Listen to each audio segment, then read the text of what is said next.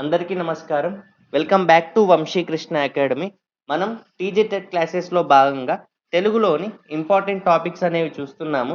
అందులో భాగంగా ఇక్కడ తెలుగులోని వ్యుత్పత్త్యర్థాలను చూద్దాము.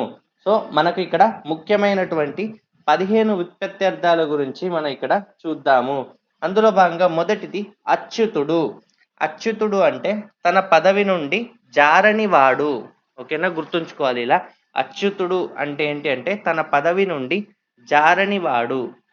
తర్వాత రెండవది అదృష్టము అంటే చూడబడనిది. అదృష్టము అంటే చూడబడనిది అంటే ఏంటి? భాగ్యం. తర్వాత అసూయ అంటే గుణములయందు దోషారోపణము చేయుట అంటే ఓర్వలేనితనం. తర్వాత నాలుగవది అక్షతలు అంటే క్షతం లేనివి, నాశనం లేనివి. ఓకేనా? ఈ విధంగా మనం వ్యుత్పత్తి అర్థాలను గుర్తుంచుకోవాలి.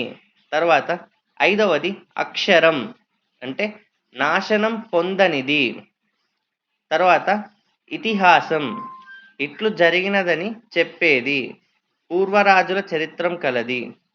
రామాయణం, భారతం ఇతిహాసాలు. ఓకేనా?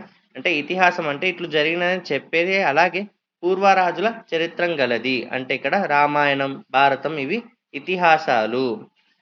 తర్వాత ఏడవది కాకోదరం అంటే కాకి పొట్ట వంటి పొట్టగలది. ఓకేనా? కాకి పొట్ట వంటి పొట్టగలది ఏంటి అంటే పాము.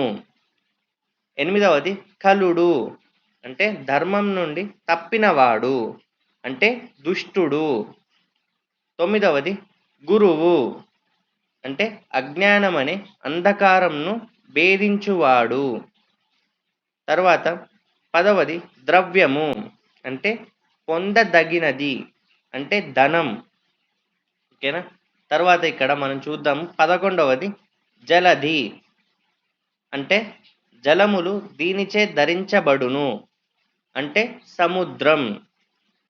12వది జ్వాల అంటే ఇక్కడ జ్వలించునది, మండునది అంటే అగ్నిశిఖ.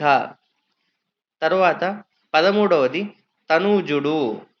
తనూజుడు అంటే శరీరం నుండి పుట్టినవాడు అంటే ఎవరు? కొడుకు. అంటే ఇక్కడ ఇలా గుర్తుంచుకోవాలి, తనూజుడు అంటే శరీరం నుండి పుట్టినవాడు, కొడుకు. తర్వాత 14వది ధర్మతనూజుడు అంటే యమధర్మరాజు వరం వలన జన్మించినవాడు. ఎవరు అంటే ధర్మరాజు. ఓకేనా? ధర్మతనూజుడు అంటే యమధర్మరాజు వరం వలన జన్మించినవాడు, ధర్మరాజు. తర్వాత 15వది ద్వాంక్షము. ద్వాంక్షము అంటే మాంసమును కాంక్షించునది అంటే కాకి. ఈ విధంగా మనం 15 ముఖ్యమైనటువంటి వ్యుత్పత్త్యర్థాలను చూడడం జరిగింది.